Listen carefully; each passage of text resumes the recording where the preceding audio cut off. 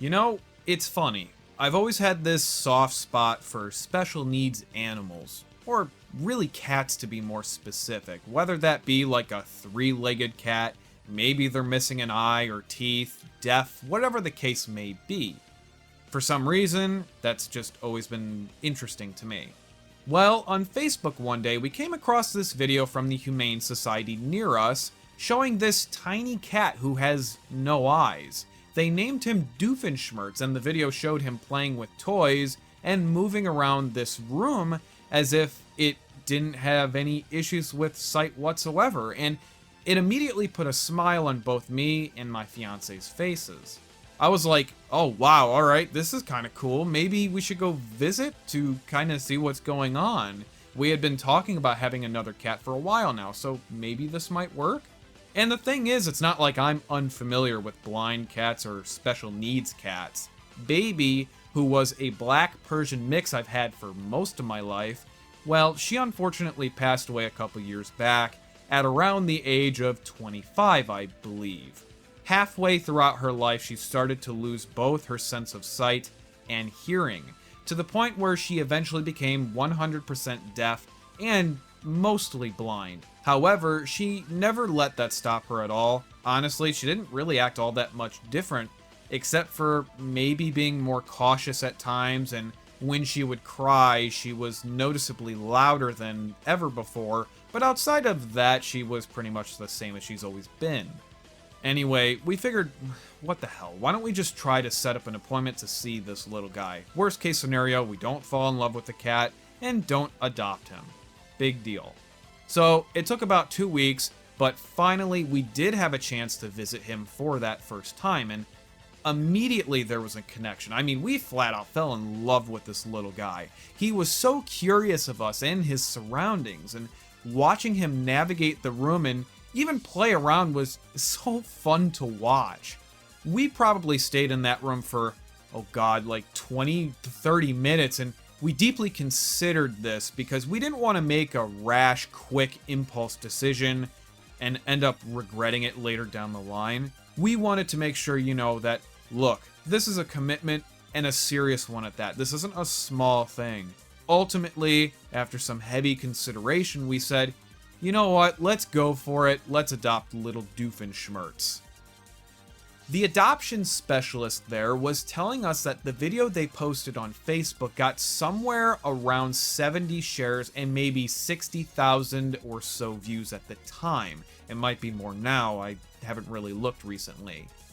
A bunch of people had applied to adopt the cat, and we were the only ones who they felt were the right fit. I mean, hearing that alone is really shocking, because it's like, wow, they must really trust us with him, and it's kind of heartwarming. She told us that when Doofenshmirtz came to the Humane Society, his eyes were completely deformed, probably from a birth defect. They tried to treat his eyes to correct them with multiple procedures and medication, but ultimately it did no good, so they ended up having to remove both his eyes. I had asked if it may have something to do with him being a street cat that may have been inbred or something, and she thinks that that's very well a possibility, but there's no real solid information there.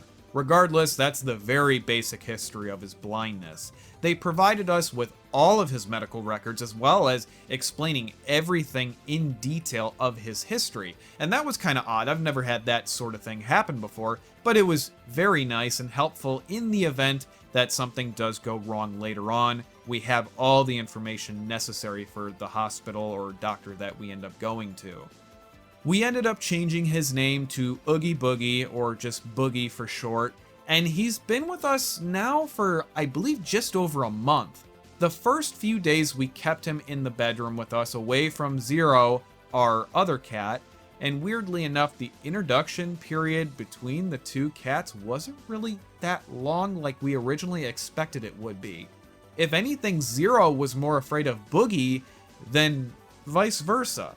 I think it's because Zero is such an expressive and curious cat by nature, and him seeing Boogie and seeing that he has no eyes really confused him maybe? Most cats, when they first meet, they size each other up and show dominance, and it really wasn't like that between the two. Boogie really didn't care, and Zero eventually grew from being afraid of Boogie to becoming curious and interested in him. Zero would follow him around wherever Boogie went and would watch him, and I could tell Zero badly wanted to play with his new brother, and Boogie has the playful energy similar to that of a kitten, but the problem is Zero has absolutely no idea how to interact with Boogie, so what would end up happening is that when Zero would run up on Boogie to play, Boogie would get scared, he would hiss, and go on the defensive. In some cases, Zero would even pounce on Boogie to play, and it would just break out into a fight. We could tell Zero didn't mean to like freak him out or hurt him or anything, it was just he wanted to play with Boogie, but didn't know how, and Boogie had no idea how to react or what was even going on at the time, if that makes sense. After about a week or two, things got better and both cats started getting along to the point where they would lay near each other, they would play all the time, and in some cases, Zero would even groom Boogie. It's kind of cute, because it's like, oh wow, Zero is taking this role of like the concerned, watchful, bigger brother to Boogie, and you know, he's always checking up on Boogie, like I said.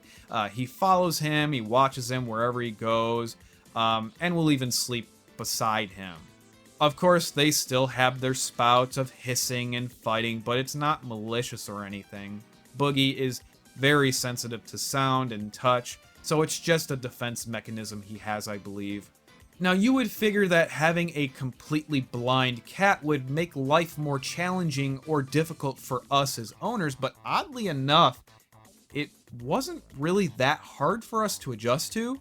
You see, Boogie doesn't really act all that much differently than any other cat I've had or have even come across in my life. Yeah, he doesn't have eyes, but that doesn't stop him from really anything. We've seen him even climb the cat tree a few times. He finds the food, water, and litter box just like any other cat can. Hell, he'll run from room to room without any issues whatsoever. The only major differences, I guess, is I could point out that, you know, he does bump into things every now and again, especially if stuff is moved around the apartment or if we're, like, cleaning. And he doesn't really jump to get to higher elevations. What I mean is he'll come up to something like the bed or the couch and he'll tend to reach first, and then maybe he'll jump if he's confident on the height, or he'll just climb with his claws. Thankfully, the little guy weighs next to nothing, so he hasn't damaged any of the furniture he climbs on as of yet. His temperament is definitely different from most cats I've seen or have come across. He's not a lap cat in the traditional sense, and what I mean by that is he will lay on you in possibly the most inconvenient spot or way that he can manage. He rarely lays on your lap or chest. It's always in weird spots or locations, and when he does lay on you or beside you, he really doesn't like to be touched much. Like, a little scratch below the chin or on the neck is alright, but he hates when you go towards the middle of his back and past that towards, like, his back end. Absolutely hates it. Never had a cat like that before. Also, because Boogie is definitely an alley cat, he eats ridiculously fast and doesn't know when he's full. So the food situation has really been the only somewhat struggle we've come across, because when we feed the two cats, we have to feed them in separate rooms. We've tossed around the idea of introducing a second automatic feeder going off at the same time. The only problem I foresee with this is maybe Boogie will eat his portion super fast and then run and shove Zero out of the way so he can finish his food as well. This has happened when we fed them both at the same time in the same room before, so it's a possibility that this may continue to be a problem unless we just straight up feed them in separate rooms every single time. Another off-the-wall thing that Boogie will do that I've never seen before is he begs for food. When he knows you're in the kitchen or you're cooking, he thinks that whatever is being cooked, whatever you're eating, you know, whether it be lasagna, burgers, chicken, even as something as simple as like a grilled cheese or toast, he thinks that food is for him, and he will sit there and stare at you, meowing occasionally and kind of getting in your way. It's a really strange, kooky thing he does. Other than those quirks, he's just a regular cat. with a weird ferret-like shaped head and posture and, you know, not having any eyes, but he's amazing and we love him. Bit of a psychopath, but it's 2020, so who isn't at this point?